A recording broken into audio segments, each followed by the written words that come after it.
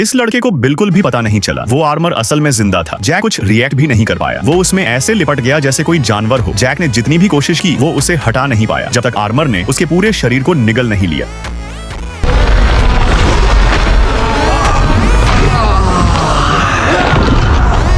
और तभी armour Jack का खून पीने के बाद अचानक बात करने लगा है। जैक एकदम परेशान हो गया। उसने अपने सीने पर लगी डरावनी आंख को पागलों की तरह खुरचना शुरू किया, लेकिन तभी उसे पता चला कि उसका अपने ही शरीर पर कंट्रोल खत्म हो चुका था। बिल्कुल हताश वो सिर्फ चिल्ला सका था और उसे मजबूरी में अपना ये नया भाग्य स्वीकार करना पड़ा कि अब वो इस आर्मर के साथ ही रहेगा।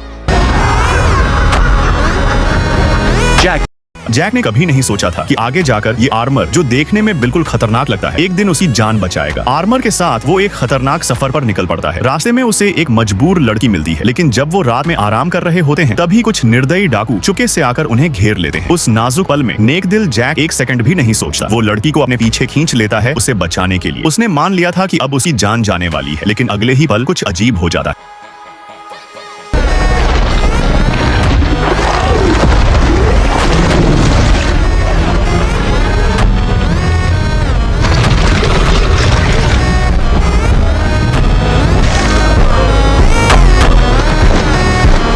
आर्मर अचानक जैक के शरीर से अलग हो जाता है और तलवार चलाने वाले राक्षस में बदल जाता है। ये नजारा देखकर डाकू आधे मर जाते हैं डर के मारे, लेकिन उनका लालच उन पर हावी हो जाता है। सब एक साथ हमला करते हैं, लेकिन इस राक्षस के सामने उनकी एक नहीं चलती।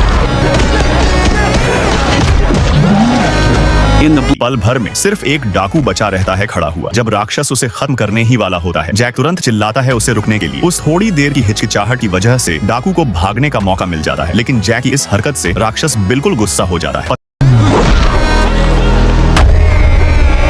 चलता है राक्षस ने जैक का इतना खून पी लिया था कि जैक सांस भी नहीं ले पा रहा था। उसके बदले में जैक को उस राक्षस को नियंत्रित करने की शक्ति मिल जाती है। उस पल में राक्षस चाहे जितना भी अनिच्छुक हो, उसे जैक की बात मानना ही पड़ता है।